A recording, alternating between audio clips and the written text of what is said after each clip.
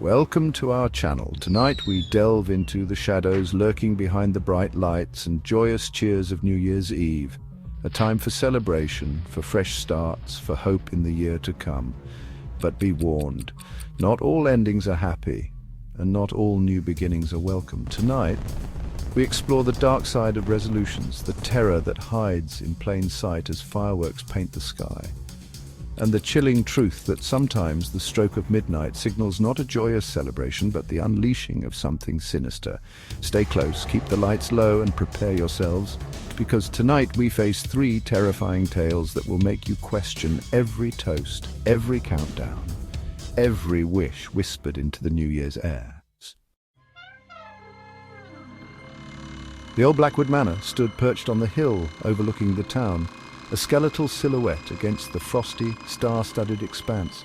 For years, locals whispered tales of the mansion, each more gruesome and unsettling than the last. It was said that on New Year's Eve, the spirits of the Blackwood family, driven from their eternal slumber by the revelry, walked the halls once more. This year, a group of friends, eager to carve their names into local legend, decided to tempt fate. The old iron gates groaned open as if warning them back, but the group, armed with cheap beer and youthful bravado, laughed off the unsettling sound. As they pushed open the heavy oak doors, a chill wind whipped through the foyer, extinguishing their lanterns and plunging them into darkness. The first few hours were marked by nervous laughter and drunken dares. They explored the dusty rooms, their voices echoing off the high ceilings. But as the night wore on, the atmosphere grew heavy, thick with an unseen menace.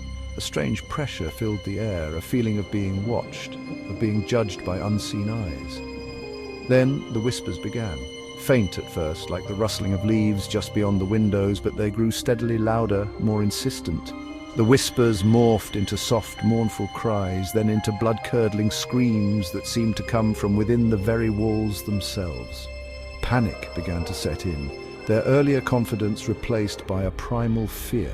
As the grandfather clock in the hall chimed midnight, the temperature plummeted. A bone-chilling cold enveloped them, and the air crackled with an unseen energy. The shadows in the corners of the room seemed to writhe and twist, taking on grotesque shapes that danced just beyond the reach of the flickering candlelight. One by one, the friends disappeared, their screams swallowed by the darkness, until only one remained. Huddled in a corner, his eyes wide with terror, the echoes of his friends' pleas for mercy ringing in his ears. The city's streets pulsed with the electric energy of New Year's Eve. Music spilled out of crowded bars, laughter echoed off the buildings, and the scent of champagne hung heavy in the air. But amidst the celebration, a young woman named Sarah felt a growing unease. The crowd seemed to press in on her, the joyous shouts morphing into a cacophony of indistinguishable noise. As the countdown to the new year began, Sarah decided to slip away from the throngs of people and head home. The streets, moments ago teeming with life, were now eerily deserted, the silence broken only by the distant pop of fading fireworks. Each echoing boom of a distant celebration sent a shiver down her spine. Rounding a corner onto a dimly lit street, Sarah noticed a figure walking some distance behind her. She quickened her pace, her heart pounding in her chest. The figure, shrouded in the shadows of the buildings, seemed to match her every step. Fear, cold and sharp, pierced through her. She risked a glance over her shoulder. The figure was still there, shrouded in darkness, but she could have sworn it was closer now. Panic seized her, and she broke into a run, her breath catching in her throat. The sound of her own footsteps echoed in the stillness, each one punctuated by the heavy footfalls of her pursuer. Reaching her apartment building, she fumbled with her keys, her hands shaking uncontrollably. As she finally wrestled the door open, she dared one last glance back. There, bathed in the pale glow of the streetlight, stood a tall, shadowy figure. Its face, hidden in the darkness, seemed to hold a look of malicious glee. Sarah slammed the door shut and bolted it behind her, her back pressed against the cold wood, her breath coming in ragged gasps. She wasn't sure if she had escaped the figure in the darkness or if it was just biding its time, waiting for her to let her guard down. Chapter 3. The Cursed Resolution. Mark sat alone in his dimly lit apartment, the remnants of a sad, solitary New Year's Eve celebration scattered around him. He felt a familiar emptiness gnawing at him, a sense of unfulfilled potential and missed opportunities. This year, he vowed, would be different. This year, he would finally take control of his life.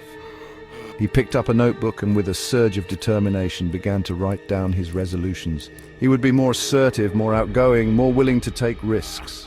He would finally break free from the shackles of his own self-doubt. As he wrote the final resolution, a strange chill ran down his spine. He paused, staring at the words he had just written. I will do whatever it takes to achieve my goals.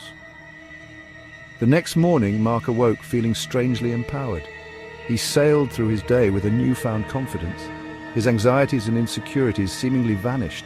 He excelled at work, effortlessly charming his colleagues and impressing his superiors.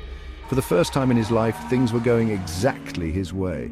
But as the days turned into weeks, a subtle shift began to occur. Mark's ambition morphed into a ruthless drive that brooked no opposition. He manipulated those around him, his charm becoming a weapon used to get what he wanted. He felt no remorse, no guilt, only a cold satisfaction at his own success.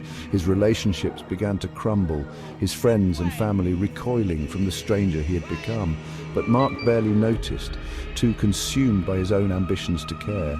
He had become a prisoner of his own desires, his life a hollow shell of the one he had envisioned.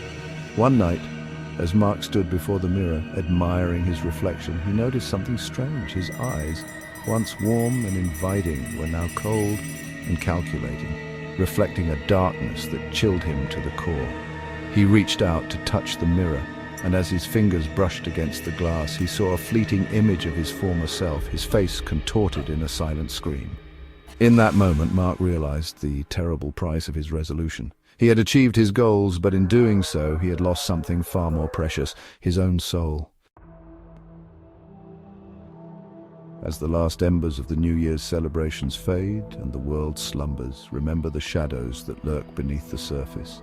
The stories we've shared tonight serve as a chilling reminder that even in the season of hope and new beginnings, darkness can take hold. So, as you raise a glass to the year ahead, be careful what you wish for, be wary of the shadows that stretch long in the night, and above all, hold your loved ones close.